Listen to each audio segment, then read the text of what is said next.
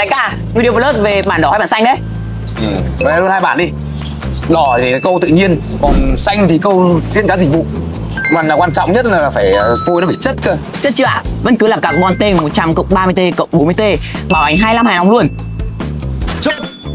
Người điều Plus chính hãng của Ravsing có hai lựa chọn là tổng hợp và săn hàng. Đầy đủ kích thước từ 36 đến 81 đã có mặt tại kệ hàng. Anh em nào mà còn chưa sở hữu siêu phẩm của nhà Ravsing thì nhanh tay để lại comment bên dưới, em để cho anh em giá người nhà nhá.